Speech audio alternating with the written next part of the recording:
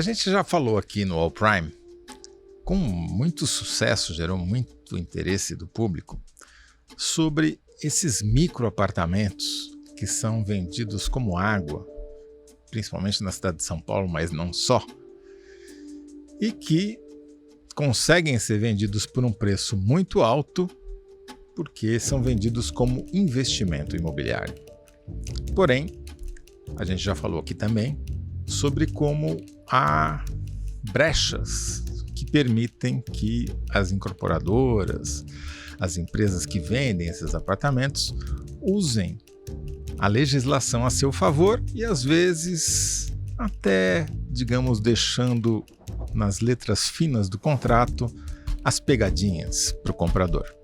Entre eles, o uso social do imóvel, que nem sempre é alertado para quem está comprando. E, depois que compra, o prédio sobe, a pessoa não consegue nem sequer vender ou alugar pelo preço que ela imaginava. Mas as repórteres Juliana Sayuri e Adriana Ferraz descobriram novas maneiras que as construtoras e as incorporadoras estão encontrando para vender esses apartamentos que de tão pequenos caberiam 3 dentro da cela de um preso famoso. Não só elas descobriram esses novos esquemas, como elas vão contar para a gente também quem está ganhando dinheiro com isso. Quem está usando a internet para se transformar até em influencer imobiliário, vendendo um novo, aspas, muitas aspas, estilo de vida e de moradia. Muito bem-vindas ao All Prime, Adriana Ferraz, Juliana Sayuri. Obrigada, Toledo. Obrigada, é um prazer estar aqui. Eu sou José Roberto Toledo e este é o All Prime. Toda semana a gente conversa com os melhores repórteres sobre as melhores reportagens do UOL. Eu vou começar pedindo para vocês rememorarem um pouquinho o que foi essa febre de lançamentos imobiliários, principalmente na cidade de São Paulo nos últimos tempos. O que foi vendido ou foi construído, pelo menos, né? Quais eram os incentivos que havia para que essas construções acontecessem no volume gigantesco, jamais visto, que a gente enfrentou nos últimos tempos, e o que tem de novidade no que vocês apuraram? Olha só, a gente vive mesmo um boom de estúdios, né? Esse nome bonito que se deu, esses microapartamentos que eram as kitnets de antigamente, né? E isso aconteceu porque a Prefeitura de São Paulo, desde 2014, com a aprovação do atual plano diretor, incentiva as construtoras e não os compradores a construírem esse tipo de prédio, dá incentivos fiscais e urbanísticos. Então, se você constrói um prédio que não precisa ter esse tamanho minúsculo, não tem limite nem mínimo nem máximo de metragem, mas se o prédio for menor, é claro, mais apartamento, mais lucrativo ele é. E esses incentivos são: você paga menos taxa à prefeitura e você ganha mais potencial construtivo, ou seja, você pode fazer um prédio mais alto, você pode aproveitar o terreno de uma maneira melhor, né? Ou seja, então, a legislação propicia ou ela incentiva que as construtoras façam prédios muito grandes, com muitas unidades dentro, e para caber muitas unidades, elas têm que ser menores. Você estava me mostrando, na verdade, uma reportagem que saiu no UOL comparando os lançamentos imobiliários na cidade de São Paulo nos últimos tempos com a cela do Jair Bolsonaro lá na Papudinha, em Brasília. E 85% dos lançamentos são menores do que a cela do Bolsonaro. Sim, ele está num apartamentão hoje aqui para os padrões paulistanos. Além disso tudo, você tinha o problema da chamada, qual que é a sigla? HSI? HIS. Era a contrapartida, né? Tá. Então, olha, eu, poder público, prefeitura, eu vou te dar todos esses incentivos e, em contrapartida, você tem que vender esses imóveis, minúsculos ou não, para uma faixa de famílias de mais baixa renda. Não é quem não ganha nada, quem tem uma renda que vai de 0 a 3 salários mínimos, que é a tal da HIS 1. HIS é a habitação de interesse social. Tá. E HIS 2 2, que é a habitação de interesse social, para uma faixa que vai de 3 a 6 salários. E ainda tem uma outra sigla que é a HMP, que é a habitação de mercado popular, que vai para de 6 a 10 salários. Tá. Então, para quem está comprando, se ele não souber que esses imóveis foram construídos com essa finalidade, ele não vai saber que ele só pode vender para essas pessoas e também só pode alugar para essas pessoas. Isso, e não pode ter Airbnb, viu? Nada de locação temporária, locação de curta, né?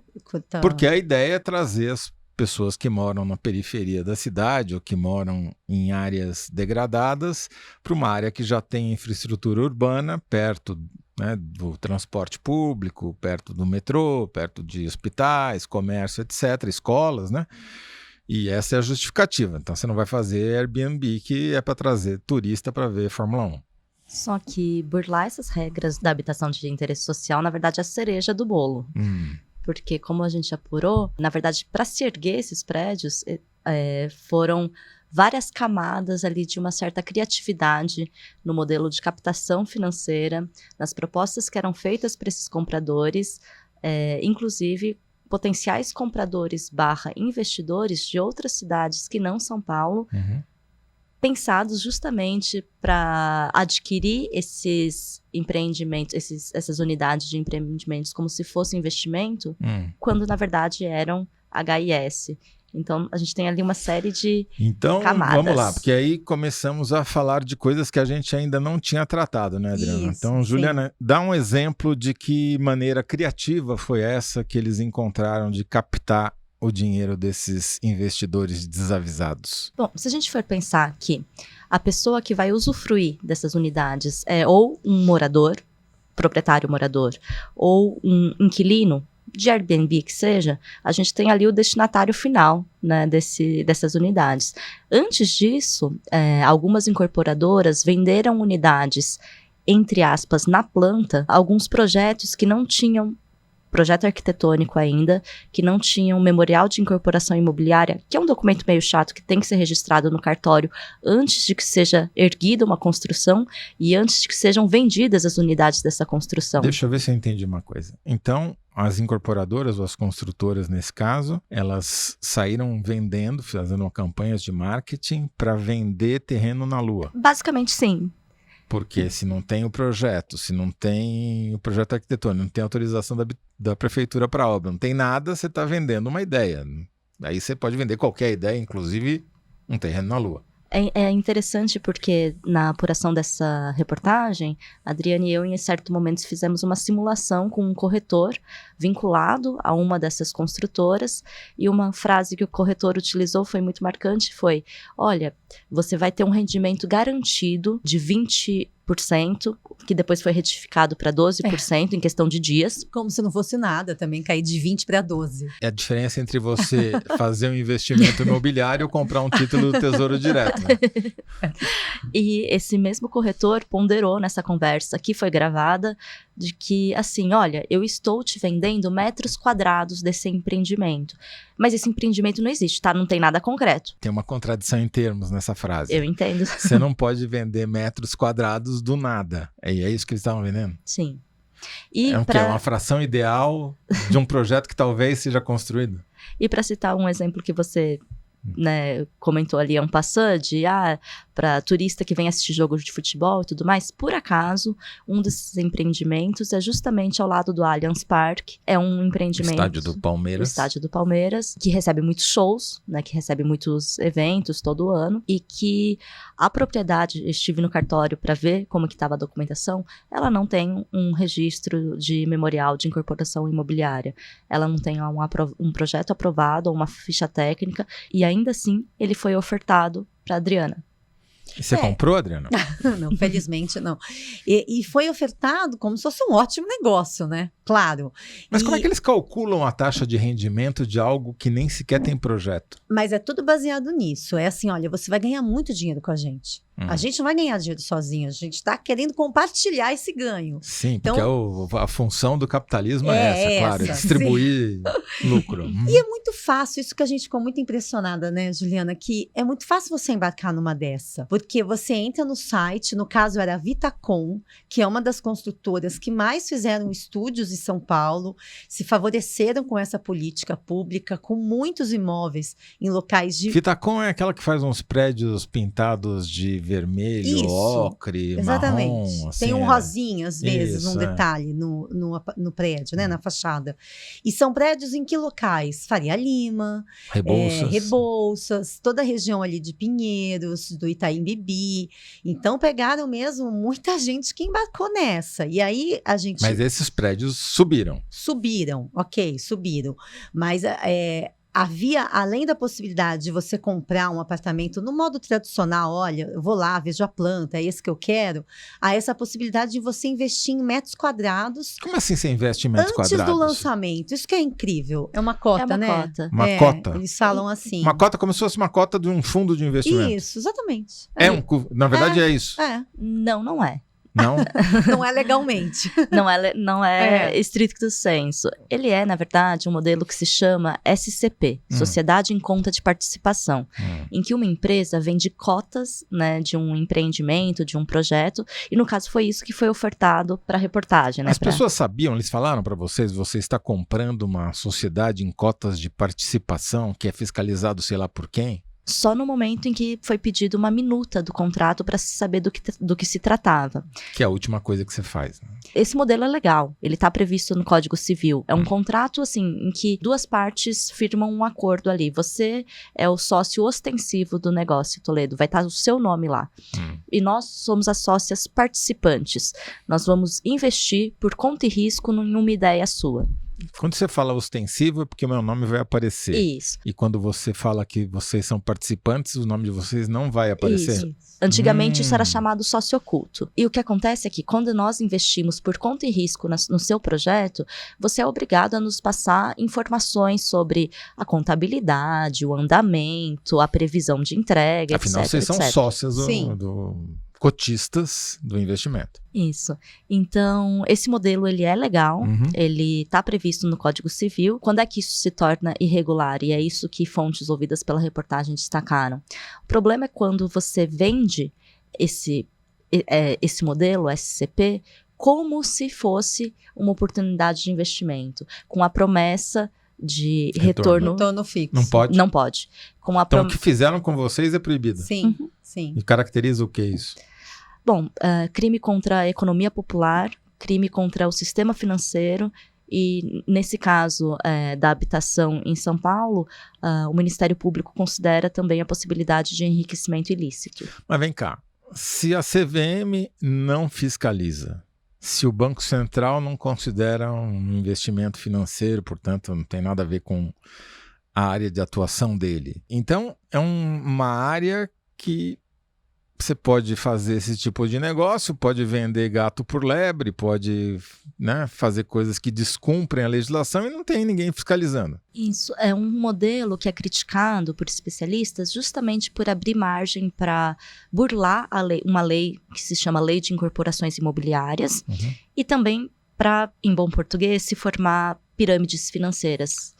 Depois do break você vai explicar para mim por que você chamou isso de pirâmide financeira. Eu sou Thaís Bilenque, sou jornalista há mais de 15 anos. Poucas vezes na vida vi uma figura crescer tanto, em tão pouco tempo, e perdurar no poder intacto como o Arthur Lira. E quis entender como é que essa escalada aconteceu, passo a passo. Para isso, fui atrás das origens dele em Alagoas. Essa é a casa do Lira? Isso, daqui.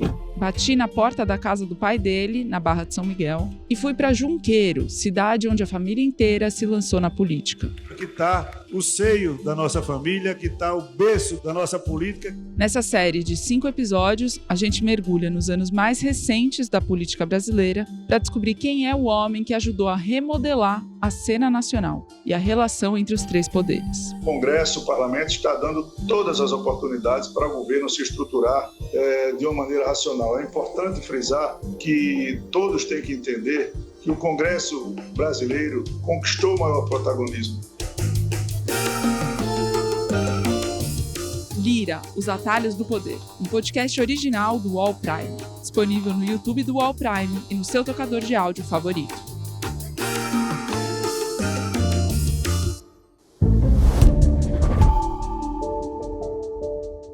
Juliana Sayuri, você falou a expressão mágica pirâmide financeira, que é o que afugenta qualquer investidor em sã consciência de entrar numa fria, que é aquele esquema em que, para você manter a pirâmide em pé, você precisa que constantemente mais pessoas entrem colocando dinheiro no esquema para você remunerar a base, remunerar a ponta, até que chega uma hora que não tem mais gente suficiente para sustentar a base e aquilo tudo desmorona.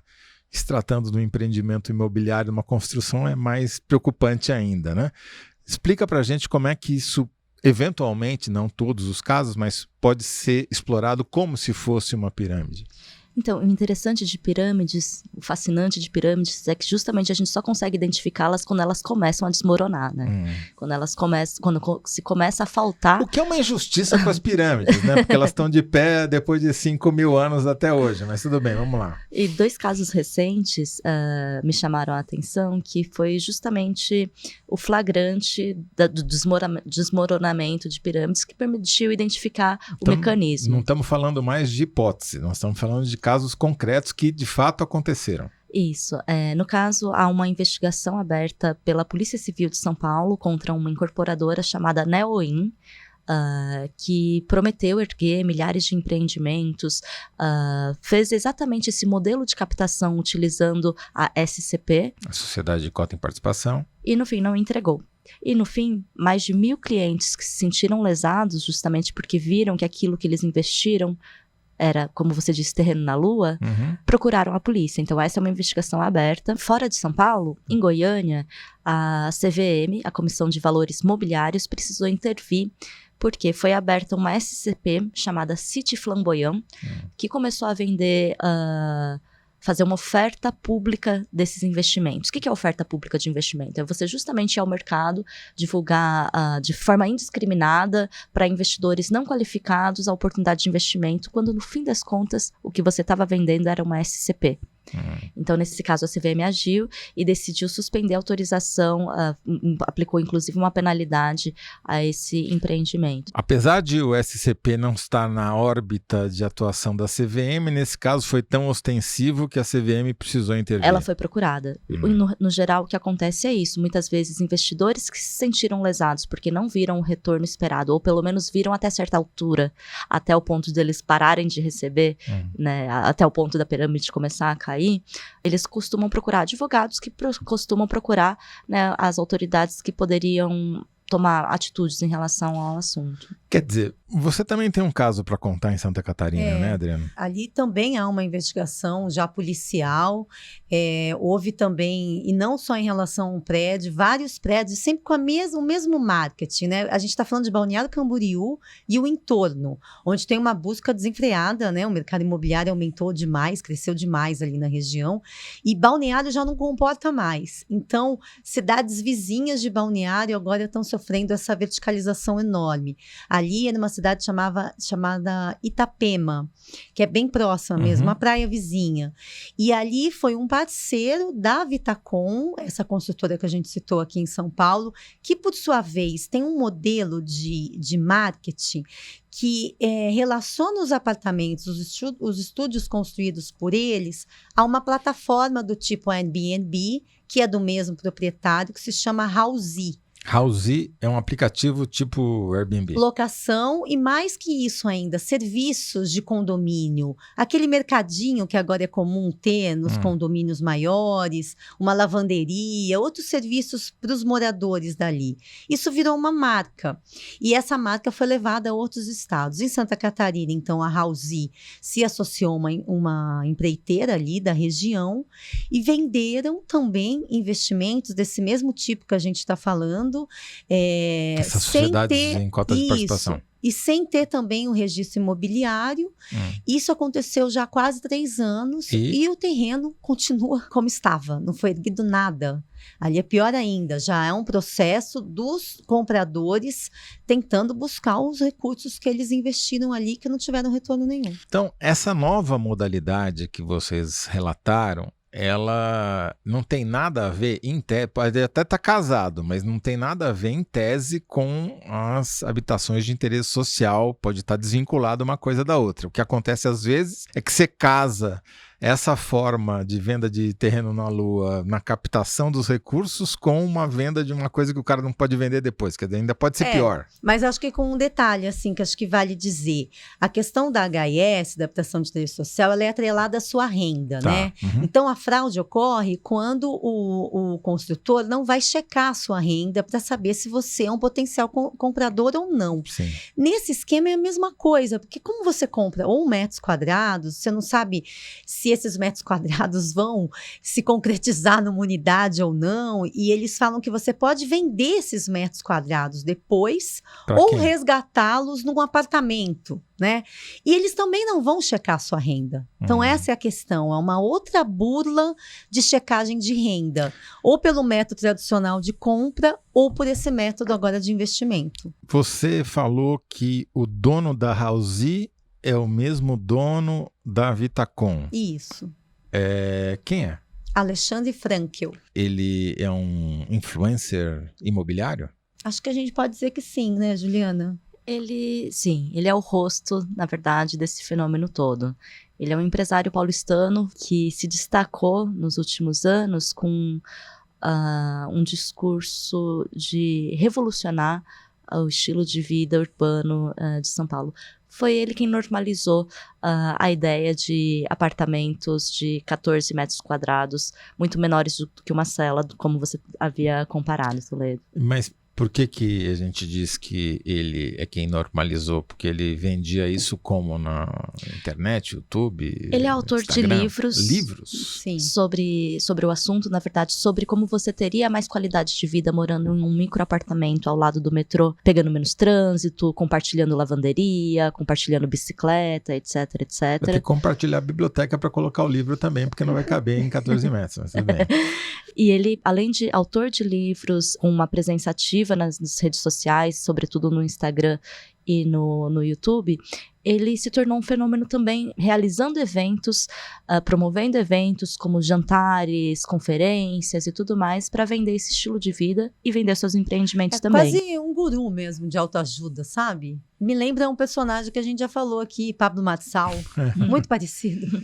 Entendi, mas o objetivo dele é mais concreto que o do Pablo Marçal. Ele não está vendendo terreno na Lua, ele está vendendo livros e está vendendo apartamentos, unidades e cotas em participação, é isso? Mas algumas não saem do papel, né? Vale lembrar. O que o Frankel vende além dos livros e dos apartamentos e das cotas em participação? Áreas instagramáveis, como lavanderias, em que você pode ter encontros casuais. Não, desculpa, peraí. A lavanderia virou uma área instagramável, até a lavanderia, e você não vai lá para lavar roupa, você vai para encontrar o seu par romântico, é isso? Segundo palavras do próprio Frankel, já saiu o namoro, já saiu o negócio, essa cultura atual de economia compartilhada e de talvez uma prioridade ao seu bem-estar em detrimento dos metros quadrados que você vai ter. Agora, eu me pergunto, tudo bem, os apartamentos existem, né? Tá aí a Avenida Rebouças. Não em Santa Catarina. Que não... Alguns dos apartamentos existem, não são poucos, né? Mas será que eles estão ocupados? Porque se o cara não pode vender, se ele não pode usar para Airbnb, quer dizer, como investimento, falhou. Ele vai ter que morar nos 14 metros quadrados, tá ocupando, ele vendeu a ideia e as pessoas compraram a ideia? Vou te contar o que está acontecendo, Toledo, num projeto da Vitacom e da Housee, erguido ali ao lado do Parque do Ibirapuera. Cerca de 75% das unidades são de HIS. Ou seja, só poderiam ser vendidas para pessoas até uma determinada renda. Não investidores. Não investidores. E eu estive lá algumas vezes e há inclusive na sinalização, a área é realmente instagramável, e há na sinalização alguns serviços como concierge, maleiro, ou seja, que são instalações que você vai pensar para um hotel e não necessariamente para uma moradia pensada para famílias de baixa renda. E está ocupado? Muito menos. Mais ou menos. Justamente porque há muitas unidades vagas, porque elas não podem ser alugadas para Airbnb, elas não podem ser vendidas após determinada faixa salarial. Quer dizer, se você mora e vai lá na lavanderia, a chance de você encontrar alguém para fazer negócio não é muito grande, né? É. E tudo isso porque, acho que vale dizer, porque mesmo após o Ministério Público abrir uma investigação sobre essa política e os efeitos dela na cidade, a Justiça não ter concedido a suspensão, o Ministério Público pediu a suspensão dessa política, até que meios de fiscalização estivessem muito bem postos, né, atuando para que o morador de baixa renda fosse o contemplado, e não só o construtor o contemplado. A Justiça não deu a ação segue, mas não concedeu esse pedido do MP, que era suspender a política. E, por sua vez, o prefeito Ricardo Nunes, que é quem comanda essa política, segue cedendo muitos e muitos alvarás de construção para empreendimentos desse tipo que são registrados como para baixa renda. E pior, Toledo, recentemente, finalzinho do ano passado, a prefeitura aprovou um projeto, que já é lei, que agora o alvará, se for até 1.500 metros quadrados, ele é automático. Aí realmente você pode vender, Aí, porque né, você não precisa de alvará, ficou mais fácil vender o terreno na lua. então assim, são muitos tipos de bulas que a gente percebe sobre essa política, mas elas têm todas a mesma origem, né, que é a falta de fiscalização. E o que o Frankel e os outros construtores falam? Frankel não quis dar entrevista para a reportagem. E ele e outros 13 empresários do mercado imobiliário estão sob risco de condução coercitiva para depor na CPI da HIS na Câmara Municipal de São Paulo. A Câmara Municipal e a CPI têm poder de coação para levar esses caras à força lá? Em tese tem. Durante uma CPI, sim, basta saber se eles vão ter um interesse político para isso. Vamos ver as letras miúdas dos contratos. Muito obrigado, Juliana Sayuri, muito obrigado, Adriana Ferraz. Aprendi muito para variar com vocês aqui. Olha que investimento você vai fazer agora, então. Tesouro direto na veia, se sobrar algum. Muito obrigado a vocês duas e espero que vocês voltem em breve para contar como é que foi a aquisição desses investimentos imobiliários e jornalísticos que vocês têm feito. Obrigada. Obrigada, Toledo. E Juliana e Adriana, quem quiser ler, e vai querer, né? Porque é uma reportagem também de saúde pública, saúde financeira, no caso, né? Onde é que as pessoas encontram? No uol.com.br/prime. Muito bom. Quem assina o UOL também pode acessar e ler essa e outras muitas reportagens investigativas, reportagens especiais lá no UOL Prime na íntegra. Assinantes têm acesso a todo o acervo jornalístico do UOL e ainda a opinião e análise dos nossos colunistas exclusivos. E você ainda consegue aproveitar descontos em ingressos de cinema, desconto em peças de teatro, em festivais de música, tem acesso ao UOL Play e muito mais. Confira lá em assine.uol.com.br. Eu sou José Roberto Toledo e faço a apresentação do podcast UOL Prime. Conversei hoje com as repórteres Adriana Ferraz e Juliana Sayuri, do UOL. O roteiro é da Laura Kapelushnik. A operação de vídeo é do Fernando Moretti. Montagem, Lucas Zacarias. Coordenação, Lígia Carriel e Laura Kapelushnik. Trilha sonora composta por João Pedro Pinheiro. A trilha sonora incidental é da Epidemic Sound. A coordenação de operações é do Danilo Esperandil e do Eduardo Bonavita. A foto de capa é da Daniela Toviansky. O podcast é um produto do UOL Prime e a gerência geral é do Irineu Machado. A supervisão é do Murilo Garavello, diretor de conteúdo do UOL. Até o próximo episódio, na semana que vem.